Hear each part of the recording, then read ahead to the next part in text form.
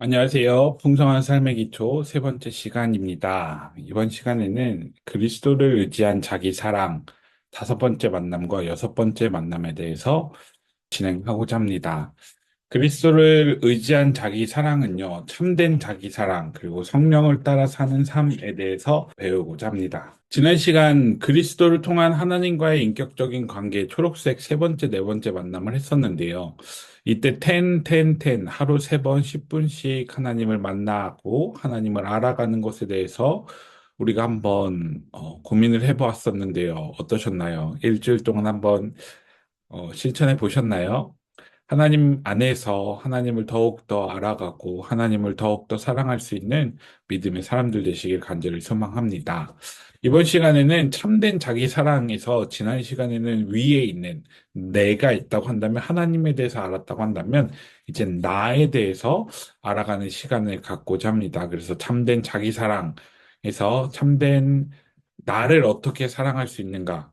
그리고 성령을 따라 사는 삶에 대해서 우리가 알아가면서 그리스도 안에 있는 나에 대해서 우리가 배우고자 합니다.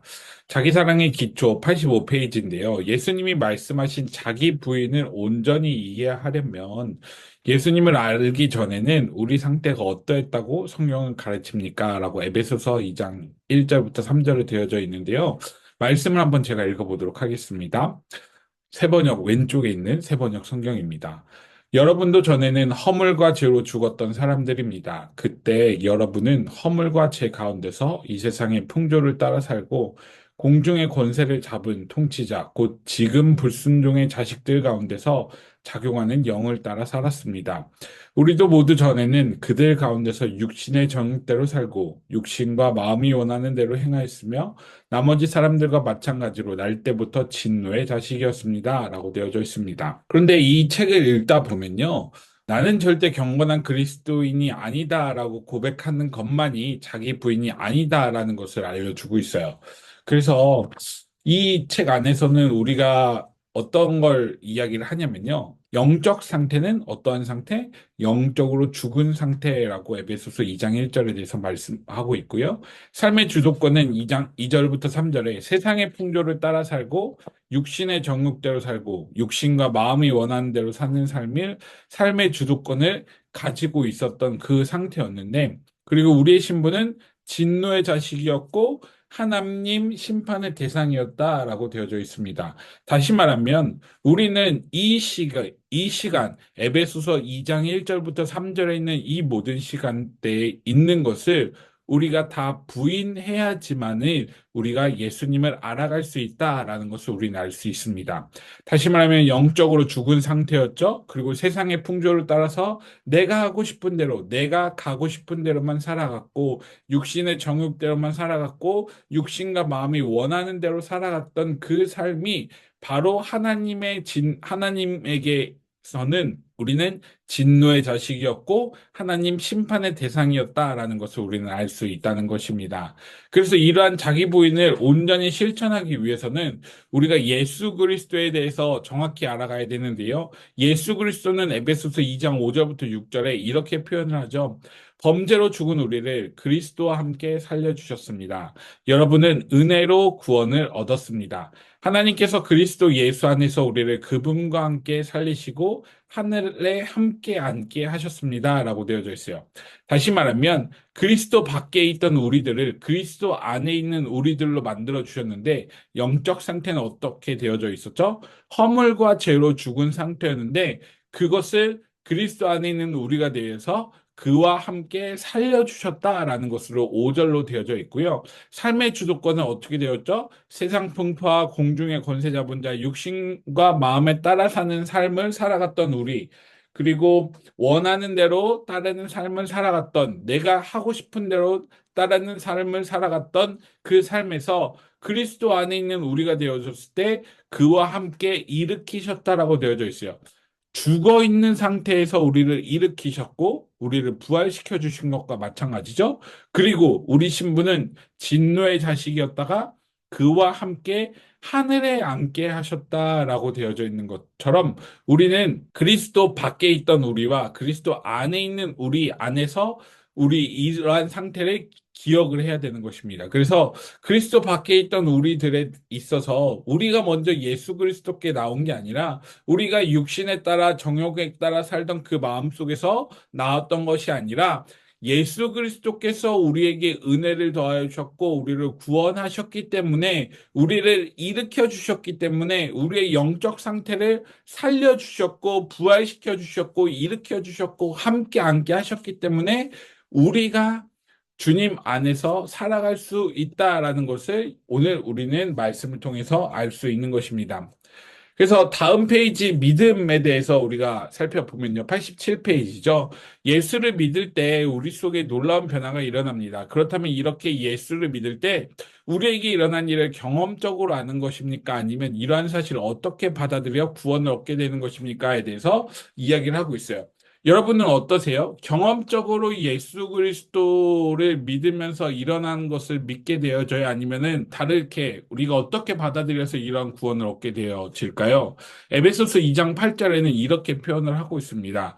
여러분은 믿음을 통하여 은혜로 구원을 얻었습니다. 이것은 여러분에게서 난 것이 아니요 하나님의 선물이다라고 표현을 합니다. 다시 말하면 많은 그리스도인들이 이렇게 표현합니다. 내가 교회 나오고 있기 때문에 예수님과 함께하는 건 아니야 라고 표현을 하고 내가 예수 그리스도를 믿고 있기 때문에 여러분 내가 구원을 얻을 수 있어 라고 표현을 해요. 그래서 앞서 우리가 첫 번째 시간에 배웠던 모태신앙 그리고 그러한 것들에 있어서 뭐 구원의 확신을 갖거나 아니면은 우리의 입술로 내가 구원을 받았다라고 고백하는 그 모든 것들을 내가 해야지만 된다라고 우리는 많은 분들이 생각을 하는데 그것은 좀 내려놓아야 되는 생각이고요.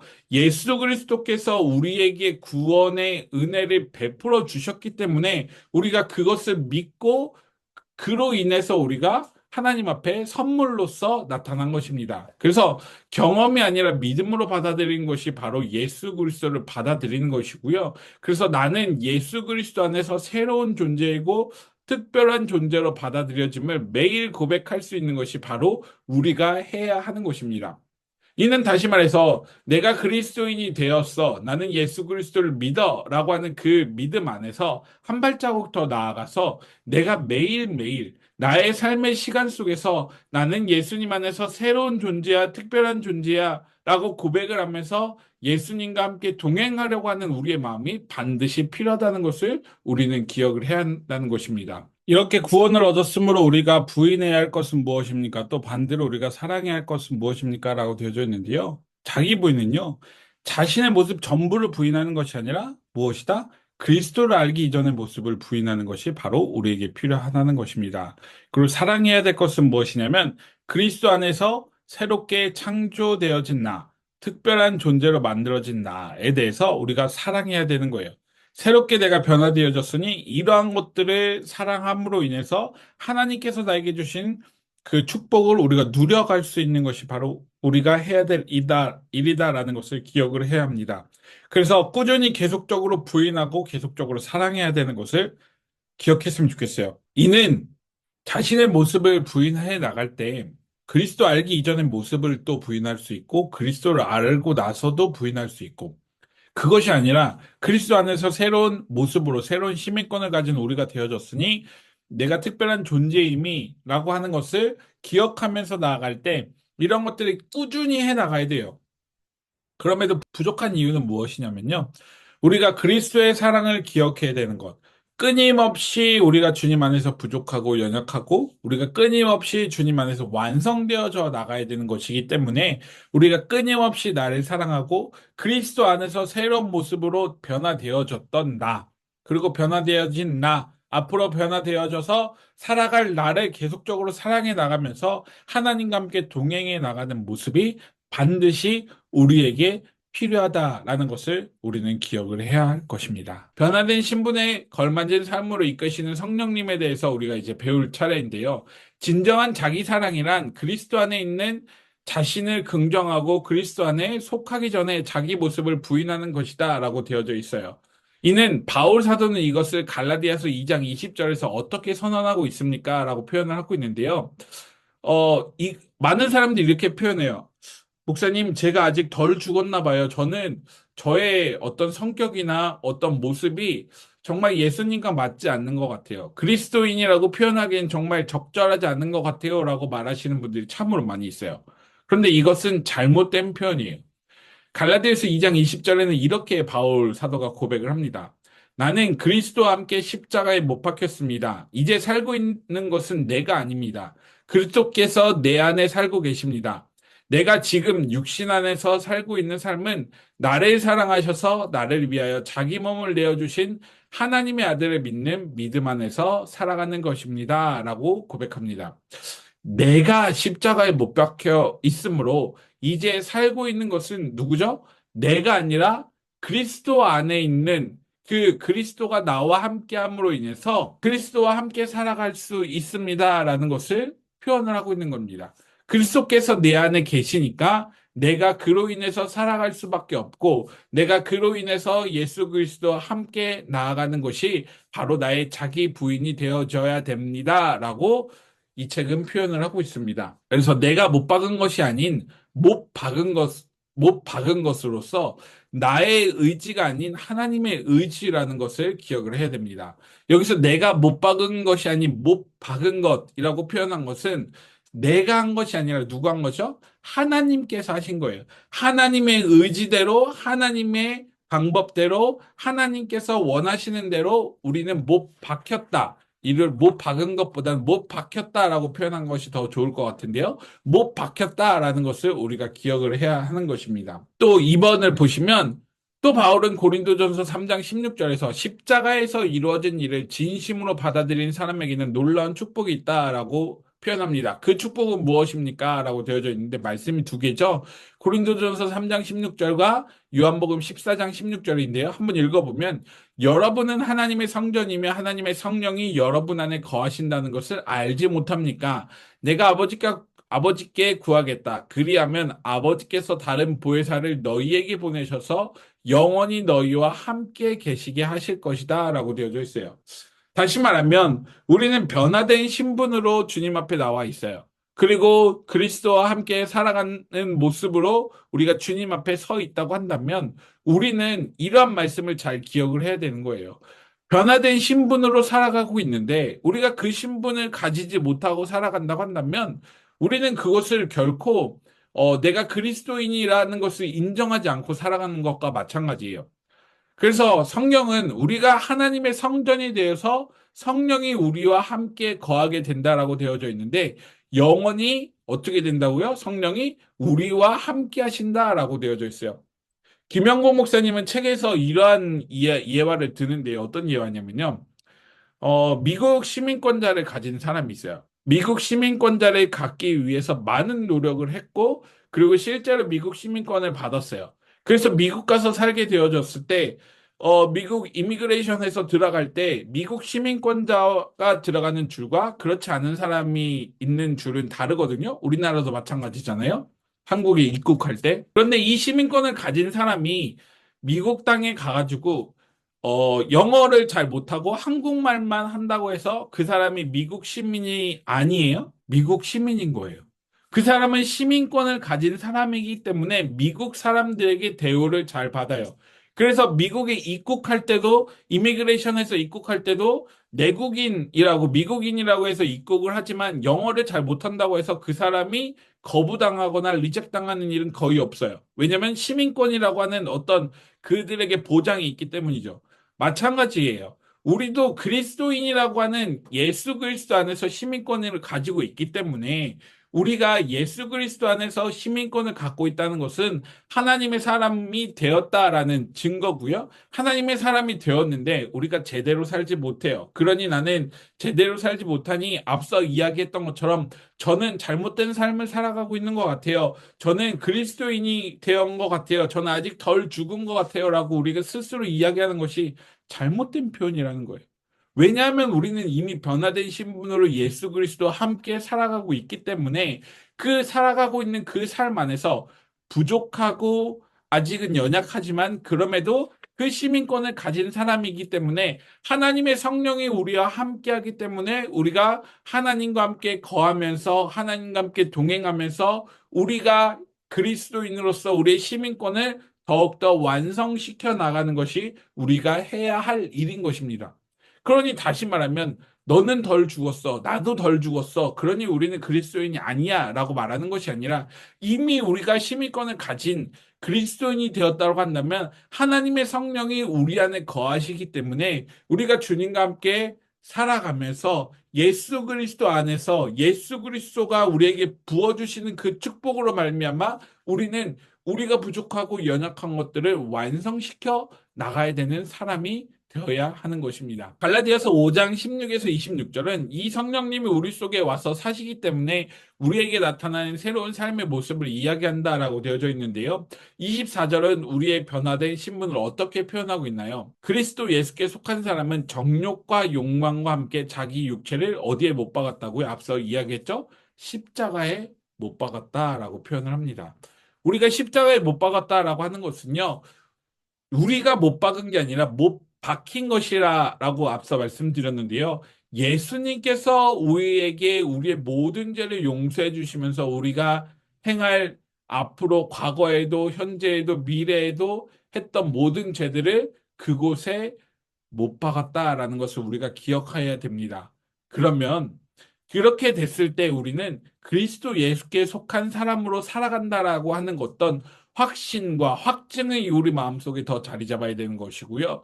이러한 뜻은요, 그리스도 예수께 속한 사람은 그분께 속한 그분의 소유가 된 그가 사랑하는 사람이 되었다라는 뜻과 마찬가지인 거예요.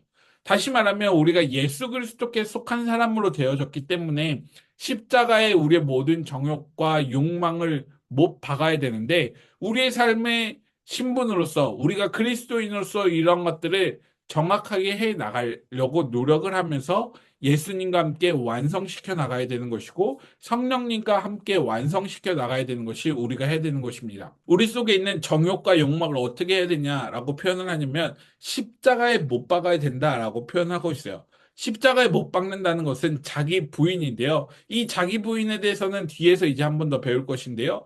자기 부인을 한다는 것 자체가 내 스스로를, 나 자신을 거부하는 것이 아니라 내가 그리스도 안에 이렇게 연약하고 부족하고 힘든 것을 부인하는 것이 아니라 뒤에서 제가 이야기할 것이지만 하나님 앞에서 예수 그리스도를 알기 이전의 모습을 우리가 부인해 나가는 것. 그런 것들을 우리가 자기 부인이라고 하는 것을 기억하시면 좋을 것 같습니다. 그래서 자신의 육체를 십자가에 못 박았다는 의미는 무엇입니까? 라고 되어져 있는데요. 반복되어져 있는 것들, 이전 것들이 끊임없이 나에게 다가올 때 내가 잘못했던 모습들 있잖아요. 내가 반복적으로 지어졌던 죄들 있잖아요. 그런 것들을 그리스도와 함께 거하면서 십자가에 못 박는 일이 바로 우리가 자기 부인의 시작으로서 예수님과 함께 걸어나가는 성령의 전으로서 성령과 함께 동행하는 우리가 되어지는 첫걸음이다라는 것을 기억을 하시면 좋을 것 같습니다. 92페이지에 보시면요. 우리 속에 경험하는 두 가지 욕망에 대해서 표현을 하고 있는데요. 우리는 그럼에도 불구하고 여전히 하나님께서 우리 안에 거한다라고 되어져 있는 그럼에도 불구하고라고 이야기를 하는데요. 그럼에도 불구하고 하나님의 성령이 우리 속에 있지만 우리는 죄된 성품을 가지고 있다라고 표현을 합니다. 근데 여기서 욕망이라고 하면 사실은 뭐 우리가 욕망하면은 나쁜 표현으로 볼 수도 있는데요. 성경에는 이렇게 표현을 합니다. 갈라디아서 5장 16, 17절인데요. 내가 또 말합니다. 여러분은 성령께서 인도하여 주시는 대로 살아가십시오. 그러면 육체의 욕망을 채우려 하지 않을 것입니다. 육체의 욕망은 성령을 거스르고 성령이 바라시는 것은 육체를 거스릅니다. 이 둘이 서로 적대 관계에 있으므로 여러분은 자기가 원하는 일을 할 수 없게 됩니다. 라고 되어져 있어요. 이는 다시 말하면 육체의 욕망이 있고요. 두 번째 성령의 욕망도 있다라고 합니다.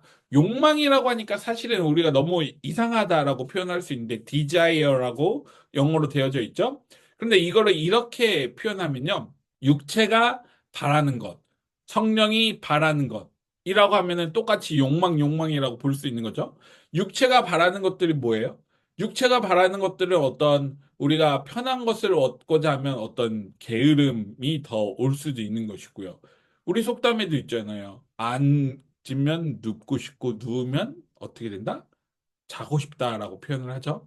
이처럼 우리가 육체의 욕망대로 살았다라는 것을 표현한다고 한다면 육체의 욕망대로 살면 성령의 욕망이 부자연스러워진다라고 이해할 수 있어요. 그래서 서로 대립적이고 양립 불가능하다라는 것을 우리는 알 수 있는데요. 이 서로 대조적이고 양립 불가능한 이 상황 속에서 우리는 무엇을 따라 살아야 되고 무엇의 이야기를 들어야 돼요? 그렇죠. 바로 성령의 욕망에 따라서 성령이 바라시는 것을 따라 살기 위해 노력을 해야 돼요. 그럼 이렇게 표현합니다. 목사님, 어떻게 성령의 욕망을 구분하고 성령의 욕망이 무엇인지, 성령이 바라시는 것이 무엇인지를 어떻게 알아요? 라고 표현할 텐데요. 그러기 위해서는 먼저 육체의 욕망이 가져오는 열매에 대해서 한번 살펴보자고 한다면요. 갈라디아서 5장 19절부터 21절입니다. 육체의 행실은 환히 드러난 것들입니다. 곧 음행과 더러움과 방탕과 우상숭배와 마술과 원수매증과 다툼과 시기와 분냄과 분쟁과 분열과 파당과 질투와 술취함과 흥청망청 먹고 마시는 노름과 그와 같은 것들입니다. 내가 전에도 여러분에게 경고하였지만 이제 또다시 경고합니다. 이런 짓을 하는 사람들은 하나님 나라를 상속받지 못할 것입니다. 라고 되어져 있습니다. 다시 말하면 이것을 이렇게 나눌 수가 있는데 세 가지로 나눠볼게요. 도덕적 해이라고 되어져 있는데 음행, 더러움, 방탕, 우상 숭배, 마술과 같은 것 도덕적 해이가 바로 육체 욕망이 가져오는 첫 번째이고요. 두 번째는요. 관계를 깨트리는 것. 그것은 무엇이냐면 원수 맺는 것, 다툼, 시기, 분냄, 분쟁, 분열, 파당, 질투와 같은 것들을 표현하고 있고요.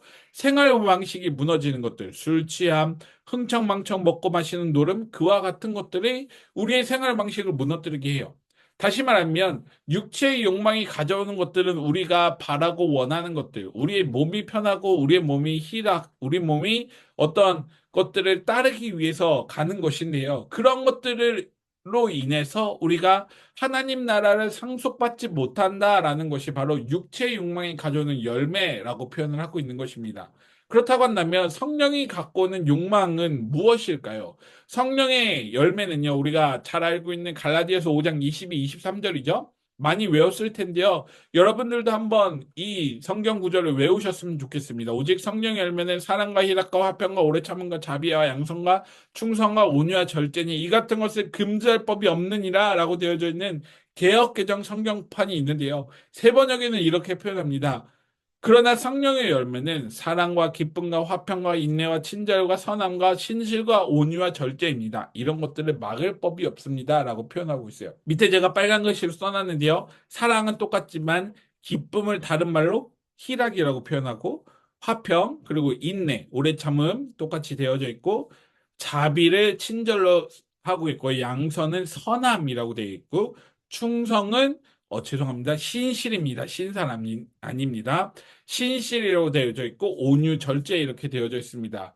그래서 이렇다고 한다면 우리가 성령의 열매와 육체의 열매에 대해서 우리가 비교해 보면서 어떤 것을 따라야 되는지에 대해서 배워봤는데요. 그렇다고 한다면 여러분들도 한번 이번 주간에 이러한 것들을 해봤으면 좋겠어요. 무엇이냐면 5장 22절, 23절을 외우는 것도 마찬가지 하셨으면 좋겠고요. 또 한 가지는 일상 중에 내가 육체의 말과 성령의 말에 그것을 한번 귀 기울여서 내가 어떤 말을 따르고 있는지, 나는 어떻게 살아가고 있는지에 대해서 한번 구분해 보면서 이런 것들을 귀 기울여 보면, 아, 내가 주님 앞에서 이런 것이 부족하구나. 내가 주님 앞에서 이런 것들을 해 나갈 수 있구나라는 것을 우리가 구분해 나가면서 우리의 삶을 살아갈 수 있지 않을까 생각을 해봅니다. 부인해야 할 것과 긍정해야 할 것들 여섯 번째 만남에 대해서 이제 표현하고자 하는데요. 97페이지입니다. 우리 안에는 성령님이 계신다라는 것에 대해서 배웠잖아요. 그러면 우리가 이제 자기 부인에 대해서 어떻게 해야 되는 것인지, 그리고 나의 육체 욕망에 어떤 것이 있는지에 대해서 한번 이제 배워보고자 하는데요. 그다음에 육체 욕망과 그 열매에 대해서 앞에서 배웠다고 한다면, 육체 욕망에 대해서 정확히 우리가 그러면은 어떤 것을 우리가 한번 살펴보고자 하냐면요. 육체 욕심과 관련해서는 쾌락성, 몸이 편한 것, 쉼, 먹는 것, 식욕 이런 것들이 있어요. 세상의 가치관과 관련해서는 돈, 명예, 권력 이런 것들이 있고요. 나쁜 습관과 관련해서는 신체적, 정신적 습관들이 있고요. 옛 상처나 기억과 관련해서는 나는 무가치해, 나는 부정적 사고를 갖고 있어. 해결되지 않는 문제들이 있어. 그래서 이런 것들을 어떻게 우리를 괴롭히냐면요. 바로 우리를 어떻게 한다고요? 성장시키지 못하게 한다라고 되어져 있어요. 그런데 이러한 것들을 사실은 과거에 우리가 배울 때, 절대 해서는 안 됩니다라고 말을 했어요. 절대 이런 것들 좋지 않아요라고 이야기했어요. 그런데 저 역시도 마찬가지고 김영국 목사님도 이런 표현을 하십니다. 이것조차도 누가 주신 선물이다? 하나님이 우리에게 허락하셨고 하나님이 우리에게 주신 선물이에요. 다시 말하면 쾌락, 성, 몸이 편한 것, 먹는 것, 다 식욕, 쉬는 것, 성, 쾌락, 돈, 명예, 권력 다 하나님이 허락하셨어요. 그런데 이 허락하신 선물 안에서 우리가 어떻게 해야 되냐면요. 선을 지킬 줄 알아야 된다는 거예요. 하나님이 허락하셨지만 하나님의 선물로 우리에게 우리의 삶에 작용을 하였지만 이러한 것들의 선을 지키는 것.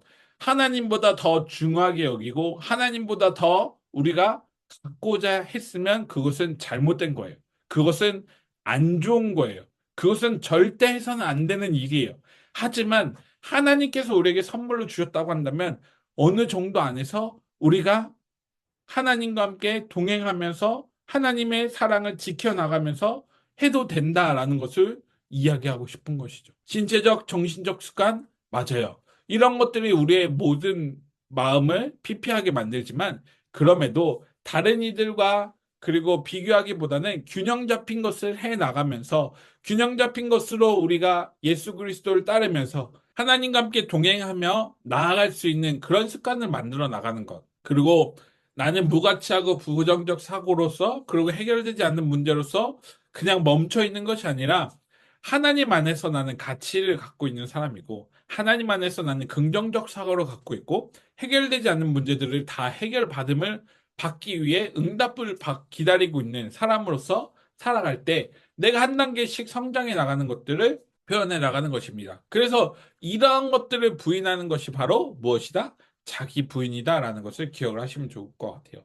그래서 하나님보다 더 높이 생각하는 것이 아니라 하나님보다 더 낮게, 그럼에도 불구하고 선을 지키는 것, 절제해 나가고, 더 좋은 방법으로 우리가 하나님과 동행하는 것이 가장 최선의 방법이고요. 그로 인해서 우리가 하나님께서 주신 그 선물들을 누리며 사는 것, 그것이 바로 하나님께서 우리에게 원하는 것이다 라는 것을 기억을 합니다. 그래서 반대로 적극적으로 긍정해야 될 것은 무엇이냐, 성령과 어떤 관계를 맺어야 되냐라고 되어져 있는 갈라디아서 5장 16절과 갈라디아서 5장 25절에 대해서 한번 살펴보면요. 내가 또 말합니다. 여러분은 성령께서 인도하여 주시는 대로 살아가십시오. 그러면 육체의 욕망을 채우려 하지 않을 것입니다. 우리가 성령으로 삶을 얻었으니 우리는 성령이 인도해 주심을 따라 살아갑시다 라고 되어져 있어요. 바로 성령께서 인도하여 주신 대로 성령께서 인도하여 주신 대로 5장 16절, 5장 25절 똑같이 되어져 있지만 NIV에서는요. Live by the Spirit이라고 되어져 있고요. 25절은 Keep in step with the Spirit이라고 되어져 있어요. 다시 말하면 성령과 함께 걷는 것 그리고 성령님과 함께 발맞춰 걷는 것이라고 표현되어져 있어요. 인도는요, 누군가 인도를 해준다는 것은 누군가를 이끌어가고 누군가와 함께 걸어간다라고 누군가에게 길을 지도해 주시는 것과 마찬가지인데 영어로 보면 NIV 성경으로 보면 성령과 함께 걷고 함께 살아간다라는 것이 얼마나 깊고 감사한 일일까요? 그리고 25절 함께 발맞춰 걸어간다는 것. 얼마나 행복한 거예요. 내가 걸어가는데 나를 인도해 주시고 지도해 주시는데 내 발에 맞춰서 성령님이 함께 가신다? 그러면 이러한 모습을 가진 나이지만 성령님이 나와 함께 하시니 나는 변화된 새로운 피조물이다라는 것을 기억을 하며 하나님 앞에 설 수 있는 거예요.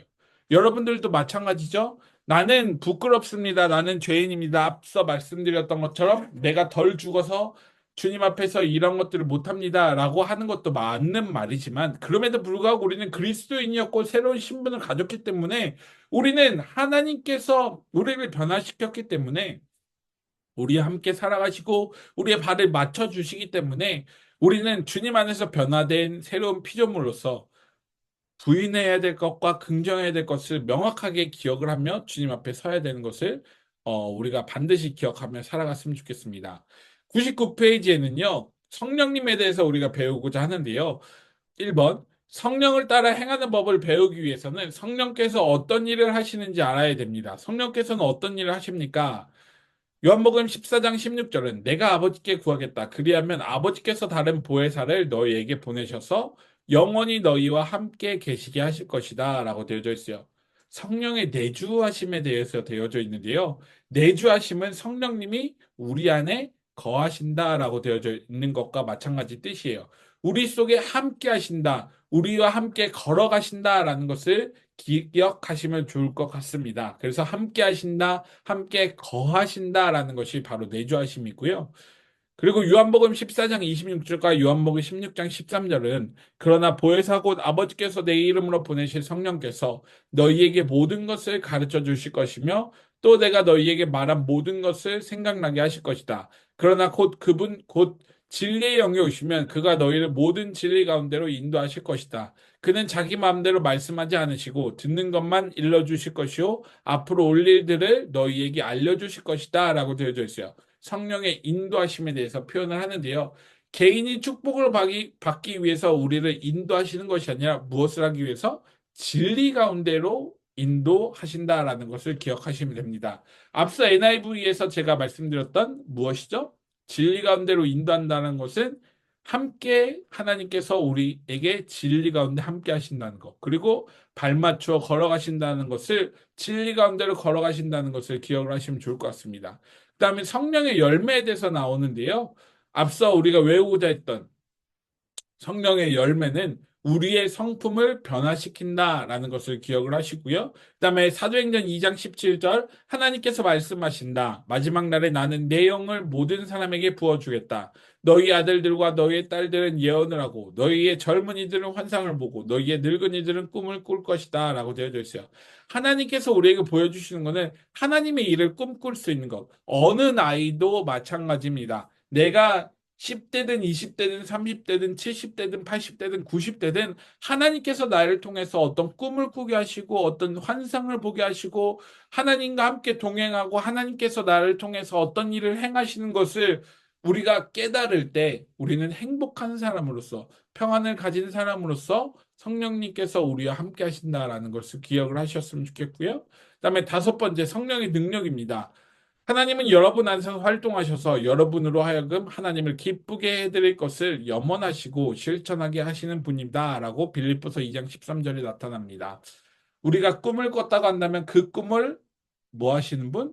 행하고 실행하게 하시는 분이 누구다? 바로 하나님입니다. 염원하게 하나님을 기쁘게 해드릴 것을 염원하게 하시고 실천하게 하시는 분이 바로 성령님이 하시는 일이다라는 것을 기억을 하면 좋을 것 같아요. 그래서 여섯 번째는 성령의 은사에 대해서 나오는데요. 고린도전서 12장 4절과 7절 이렇게 표현합니다. 은사는 여러 가지지만 그것을 주시는 분은 같은 성령님이십니다. 각 사람에게 성령을 나타내 주시는 것은 공동 이익을 위한 것입니다. 라고 되어져 있어요. 개인의 유익이 아닌 공동의 이익을 위해서 우리에게 은사를 주세요. 이 은사에 대해서는 우리나라 한국 개신교에서 많은 오해가 있어요. 어떤 분이 예언을 하거나 어떤 분이 방언을 하거나 어떤 교단은 무조건 성령의 은사로서 방언을 무조건 받아야 된다고 표현을 하는데요. 이런 것들이 나 개인을 위한 것이면 잘못된 거예요. 성경은 명확하게 이야기합니다. 나의 유익이 아닌 예수 그리스도의 유익을 위해서, 공동의 유익을 위해서 표현하는 것이 바로 은사인 거예요. 어떤 이는 방언을 잘한다라고 한다고 한다면, 어떤 이는 어떤 교회에서 봉사, 어떤 설거지를 하거나, 어떤 화단을 가꾸거나, 청소를 한다거나, 다른 누군가를 사랑이 많이 베풀어 준다거나 하는 모든 것들이 다 은사예요. 하나님께서 그를 통해서 실행해 나가시고 그를 통해서 행하시는 것이 은사인데 우리나라는 뭔가 은사의 계급이 나타난 것 같아요. 그 계급이 중요하지 않은데 그 계급이 왜 있어야 되는지 모르겠는데요. 직분으로서 나타나는 것도 있는 것 같고요. 그리고 우리가 하나님께서 이런 것들을 표현하게 하시면서 주님 안에서 이런 계급을 나타내지 말라고 분명히 표현하고 있는데 이것이 나의 유익으로서 작용해 나가면서 내가 더 높아지려고 하는 모습이 우리 한국교회 안에 있는 것 같다는 것을 우리는 되돌아볼 필요가 있습니다. 그리고 일곱 번째는 성령의 충만인데요. 술에 취하지 마십시오. 거기에는 방탕이 따릅니다. 성령의 충만함을 받으십시오. 성령 충만은 힘이나 에너지의 충만이 아니에요. 많은 분들이 이렇게 해요. 너 성령 충만해야 돼. 성령 충만해야지 하나님과 함께 동행해 살 수 있잖아. 라고 표현을 하는데요. 이거는 잘못된 생각이에요. 성령은요, 물질이 아닙니다. 개념적으로 잘못된 거예요. 성령은요, 인격적 관계로서 하나님과 나 사이에, 예수님과 나 사이에, 성령과 나 사이에 내가 어떤 관계를 맺어감으로써 함께 동행해 나가고 함께 하나님과 함께 나갈 때, 아, 내가 잘못된 일을 하면 성령님이 나를 통해서 나의 마음을 이건 잘못된 거야. 이것은 내가 해서는 안 되는 거야. 라고 하는 그 마음을 주시는 것이 바로 인격적 관계인 거예요.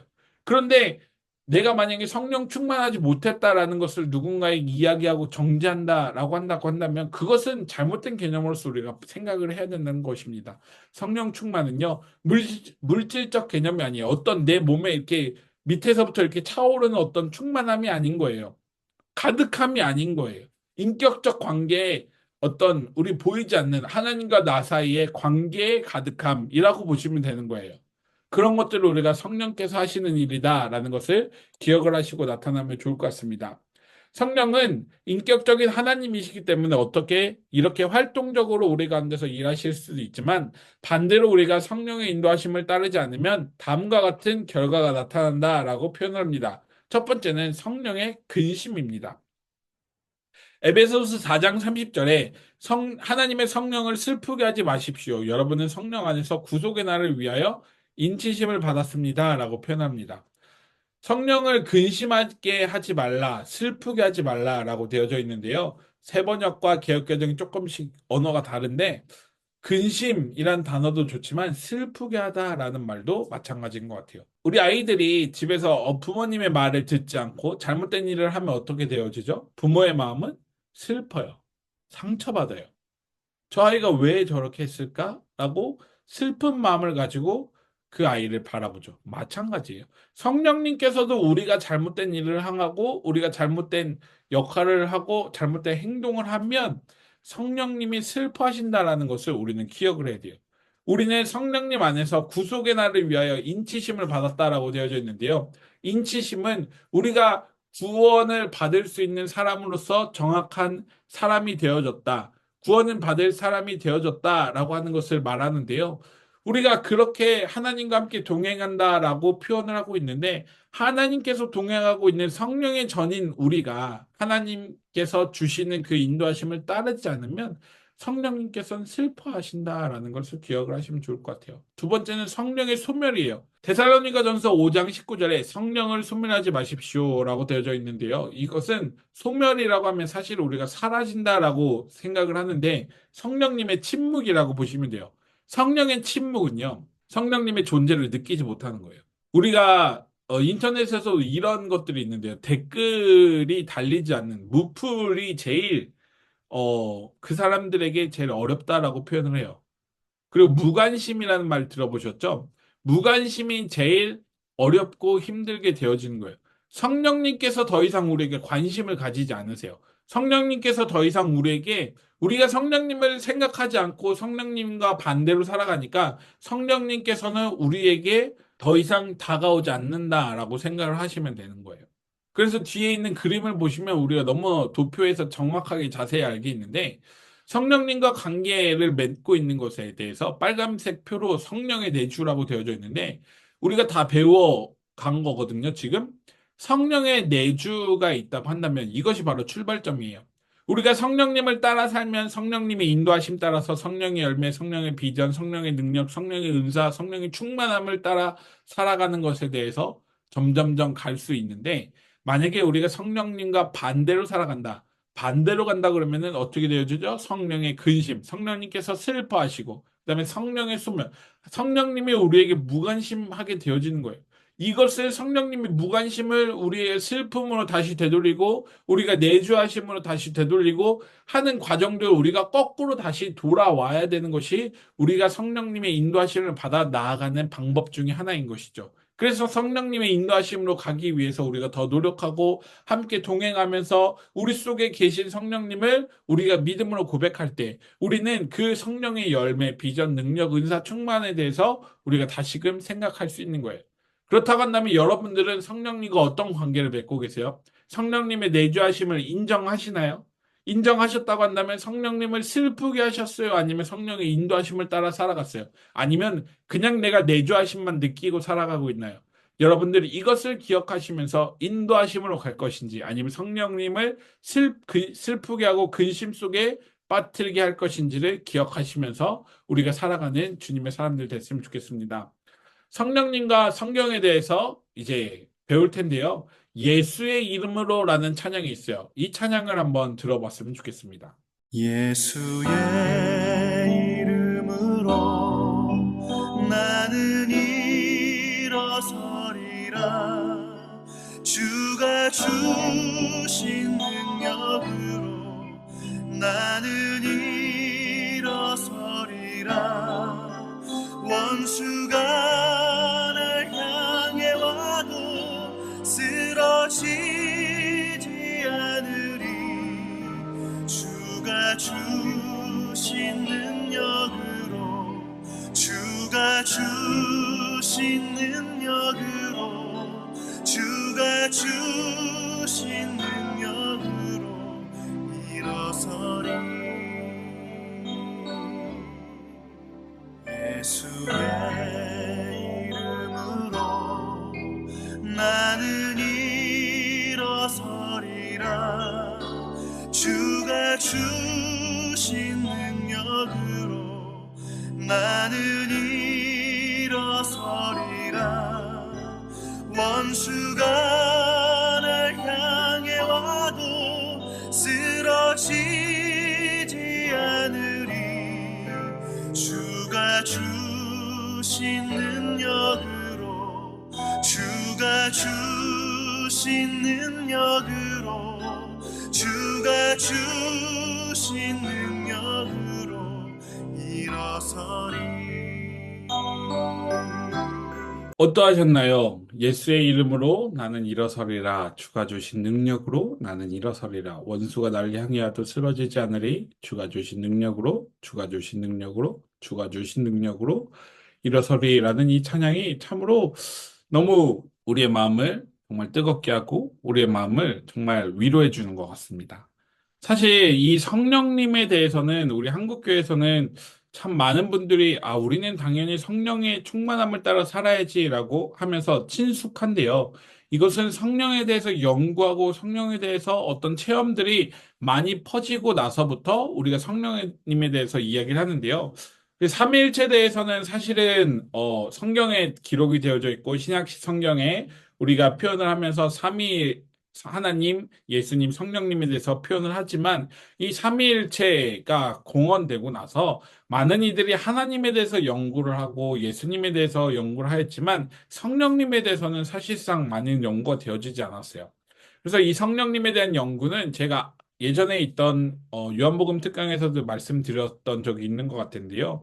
성령님은 20세기 이후에부터 연구를 하게 되어지면서 이 성령님이 어떤 분인가, 성령님이 과연 우리의 삶을 어떻게 인도해 나가시고 우리의 삶을 어떻게 조망해 나가시고 하는지에 대해서 우리 살펴보고자 이 많은 분들이 연구를 하게 되어졌는데요. 그럼에도 불구하고 이 성령은 주관적 체험이다라는 것에 대해서 많은 분들이 이야기를 합니다.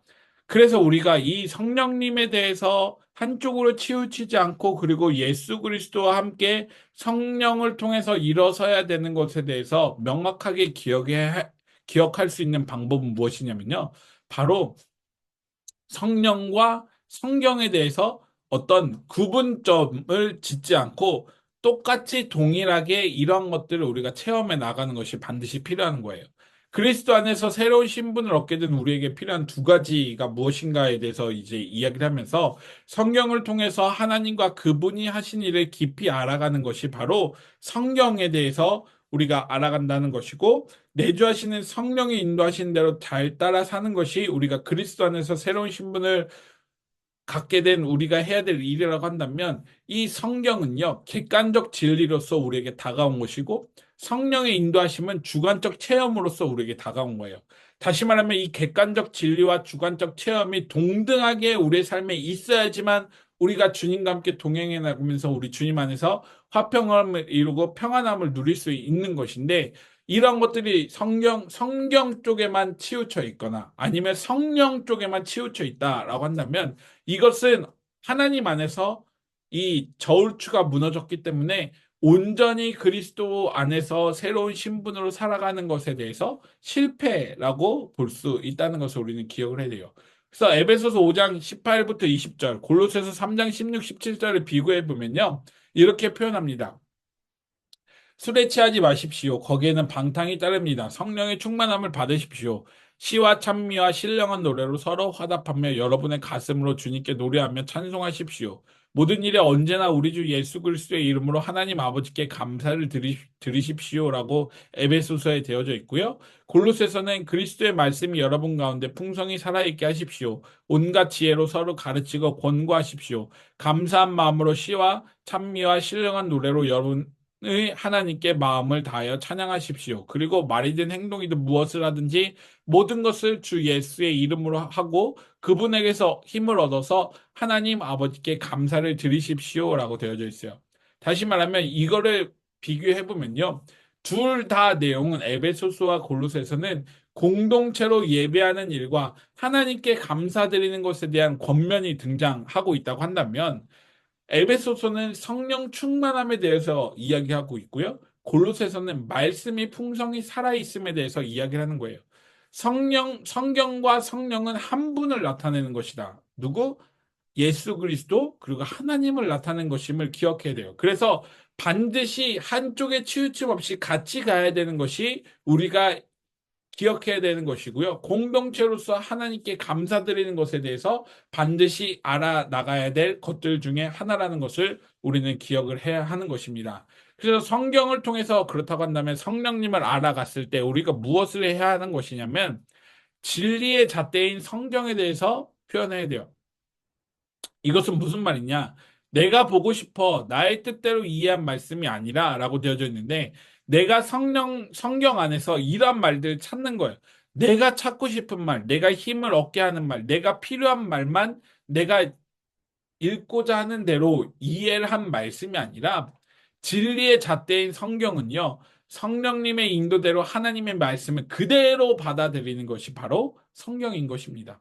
그래서 우리가 성경 통독을 해 나가면서 성경을 읽으면서 하나님께서 우리에게 주신 말씀, 나를 위로하는 말씀으로 성령님의 인도함을 따라 내가 받아들이는 것이지, 내가 찾고 싶어서 나는 오늘 이 말씀이 필요하네, 그래서 내가 이 말씀을 찾아서 읽으니 나에게 힘이 돼, 이런 것들은 잘못된 것이다 라는 것을 기억을 해야 합니다. 두 번째, 성경에 대한 새로운 습관, 암송하기, 매일 읽기, 설교 듣기 등이 필요한데요. 내가 아는 하나님 속성과 그리고 이야기를 넓혀가는 것이 우리에게 반드시 필요해야 돼요. 그래서 성경을 통해 성령님을 알아가는 것이 우리가 성령님에 대해서 정확하게 더욱더 알아가는 것이고 정확하게 이해해 나가는 거예요. 그래서 나는 성령님을 이렇게 알고 있어 라고 하는 것들이 성경 안에서 잘못된 사실로서 다가온다고 한다면 그 성령님은 잘못된 것이 맞아요. 그거는 정확한 것입니다. 성경이 잘못된 것이 아니에요. 내가 잘못 알고 있는 것이기 때문입니다. 그것은 반드시 우리가 기억해야 하는 것입니다. 그래서 성경을 통해서 우리는 하나님에 대한 속성을 알아가고 하나님의 범위를 넓혀가고, 내가 아는 하나님은 작은 하나님이었다고 한다면 하나님의 성경에서는 이렇게 더욱더 많은 역할을 하시고 더욱더 많은 섭리 가운데 더욱더 많은 은혜를 우리에게 부어주시는구나, 이러한 모습의 하나님도 계시는구나 라는 것을 알아가면서 나의 삶에 하나님과 함께 동행해 나가면서 하나님을 찾아가는 것이 바로 우리에게 필요해 나간다라는 것을 기억하시면 좋을 것 같아요. 이제 오늘 마지막 과인데요. 내주하시는 성령님을 따르는 새 생활이라고 되어져 있죠. 내주하시는 성령님을 따르기 위해서는 먼저 무엇을 하라? 기도 중에 침묵과 묵상이 필요하다라고 되어져 있어요. 지난 시간에도 우리가 한번 배웠던 적이 있는데요. 나의 말만 하는 것이 아니라 내가 하나님께 하고 싶은 말만 계속적으로 하는 것이 아니라 하나님께서 나에게 하고 싶은 말을 이야기해 달라고 요청을 하는 거예요. 그래서 기도하고 눈 감고 가만히 있으면 목사님 무슨 얘기를 아무 얘기도 안 하시는데요? 라고 되어져 있을 거예요. 그게 아니라 하나님의 말씀을 내가 이렇게 읽었는데 그 하나님의 말씀 속에서 등장했던 하나님이 성경 속에서 등장했던 하나님이 나의 삶에 이렇게 다가오셔서 이렇게 말씀하시지 않았나? 라는 것을 찾아가는 것. 그것이 바로 우리의 기도 속에 내가 하나님을 묵상하고 하나님의 음성을 듣기 위해 노력하는 거예요. 그러면 그 안에서 하나님께서 나에게 음성을 들려주실 거예요. 처음에는 잘 되지 않아요. 아무것도 들리지 않은 고요한 시간이에요. 그 고요한 시간에 주님을 경험하고 주님께서 나의 삶에 어떻게 행하고 계신지, 하나님이 나의 마음에 어떠한 마음을 주셨는지에 대해서 우리가 묵상으로 그리고 침묵으로 다가가야 되는 것이 바로 우리가 해야 되는 것이 맞습니다. 그래서 저는 삼회교회 와서 너무 좋았던 것이 뭐냐면 하나님께서 오늘 우리에게 주신 말씀을 기억하며 다 함께 묵상 기도 드리시겠습니다라고 되어져 있잖아요. 하나님께서 우리에게 주신 말씀을 기억하면서 하나님께서 나의 삶에 주신 말씀을 기억하면서 우리가 묵상 기도 드려갈 때 그것이 바로 내가 하나님께 올려드리는 기도뿐만이 아니라 하나님이 나에게 해주시는 말로 나의 삶에 다가온다라는 것을 우리는 기억하면 좋을 것 같습니다. 일상에서 우리가 연습해야 될 것은 무엇이냐라고 하면 성령님께서 우리를 성령님의 인도하심을 받는 연습이에요. 그것은 무엇이냐면 상황적 증거로 앞서 묵상 속에서 내가 아는 하나님이 이렇게 이끌어 가셨고 내가 나의 마음에 거부감이 들거나 아니면 내가 어떤 선택을 해야 될 때 하나님께서 이걸 강력하게 이끌어 가시거나 어떤 일들을 경험하게 하시거나 그런 것들을 우리가 믿음으로 고백하면서 하나님께서 나에게 이런 것들을 경험하게 하셨구나. 하나님 감사합니다. 그것이 내가 원하는 것이든 원하지 않는 것이든 어떤 우리 가족의 슬픔이나 우리 가족의 아픔으로 다가올 수도 있어요. 하지만 그를 통해서 하나님이 나에게 말씀하고자 하시는 것이 무엇인지 나는 정확히 몰라요. 그럼에도 우리가 주님과 함께 동행해 나가면서 하나님께서 이 시간을 통해서 나에게 말씀하고자 하시는 것이 무엇이지? 하나님, 제가 잘 이해가 되진 않습니다. 하지만 그럼에도 저는 성령님의 인도하심 따라서 이것을 극복해 나가고 싶고 한 단계 더 나아가서 성장해 나가고 싶습니다라고 고백을 하는 것이 바로 우리가 해야 될 연습이고 우리가 해야 될 일 중에 하나입니다. 그래서 성령께서 하시는 중요한 일 중 하나는 무엇입니까? 라는 질문에는요. 우리가 예수 그리스도를 닮아가도록 돕는 것이죠. 육체적, 정서적, 지적, 사회적, 영적인 모든 순간에서 골고루 성장하게 하시는 것이 바로 성령의 역할이시고요. 그래서 예수 그리스도의 향기를 가지고 매력 있는 사람이 되어지는 거예요. 우리가 보통 이런 얘기를 많이 해요. 저분은 뭔가 교회 다니는 사람 같아 라고 이야기 되어져 있는 사람들이 있어요. 저분은 뭔가 목사님 같아 라고 하는 사람들이 있어요. 보면 진짜 목사님이고 교회를 다니는 사람이 맞아요. 저분은 뭔가 장로님인 것 같아. 권사님인 것 같아. 예수 그리스도의 향기를 품은 어떤 말로 하는 어떤 냄새가 아니라요. 진짜 향기가 나는 거예요. 매력 있는 사람이 되어지는 거예요. 보통 저도 카페 가면 저분은 교역자 같아라고 하면 진짜 교역자예요. 이야기가 그렇게 들려지더라고요. 마찬가지로 우리가 예수 그리스도를 닮아가는 사람으로서 살아가기 위해서는 우리 스스로 노력해야 되고 성령님이 우리를 지도해 주시고 인도해 주신다고 한다면 그것을 따라가는 삶을 우리가 살아가야 하는 것을 우리는 반드시 기억해야 하는 것입니다. 성령을 따라 살 때 성령은 우리가 어떤 존재임을 보여주시나요? 에베소서 2장 22절에 그리스도 안에서 여러분도 함께 세워져서 하나님이 성령으로 거하실 처소가 되어진다라고 되어져 있어요.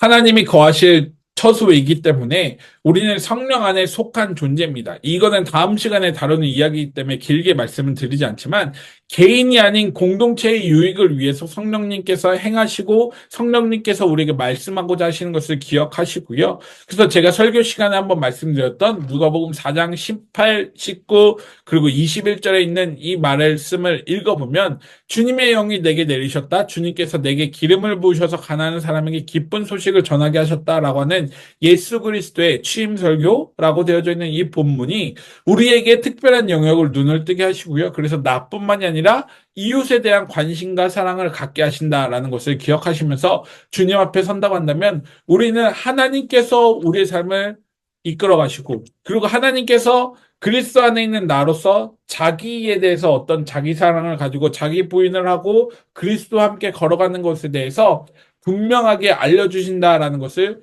우리는 배울 수 있을 것입니다. 그래서 성령님과 함께 동행해 나가는 것, 나 혼자가 아닌 예수 그리스도께서 성령님을 보내주셔서 성령님이 나의 삶에 함께 하실 때, 그 함께 하심으로 인해서 우리는 새로운 습관을 만들어가고 새로운 어떤 그리스도인으로서 하나님과 함께 새 생활을 해 나갈 수 있는 믿음의 사람이 되시길 간절히 소망합니다. 저는 그리스도인으로 많이 살아왔어요. 그래서 이러한 것들이 부족한 것이 있습니다라고 고백하는 사람도 있고, 저는 지금 믿음의 초기입니다. 그런데 제가 할 수 없는 것들이 너무 많이 있어요라고 되어져 있는데요. 이거는 연륜이나 경륜이 중요한 게 아니에요. 그리스도 안에서 살아간다는 것은 그리스도인으로 살아간다는 것이고, 그러한 신분을 가진 사람은 세상 끝날까지, 내가 죽고 천국에 가는 그 순간까지 우리가 계속적으로 반복적으로 끊임없이 더욱더 하나님과 함께 동행해 나가기를 연습해야 되고, 하나님과 함께 완성시켜 나가야 되는 것임을 기억하시면서 한 주간을 사는 우리들 되셨으면 좋겠습니다. 그래서 하나님의 말씀을 기억하시면서 하나님께서 나에게 이번 주 어떻게 성령님을 통해서 나를 인도하시고 이끌어 가시는지를 침묵하고 묵상하시면서 기억하실 때 하나님과 함께 행복함을 누리고 하나님과 함께 평안함을 누릴 수 있는 주님의 사람들 되시길 간절히 소망합니다. 감사합니다.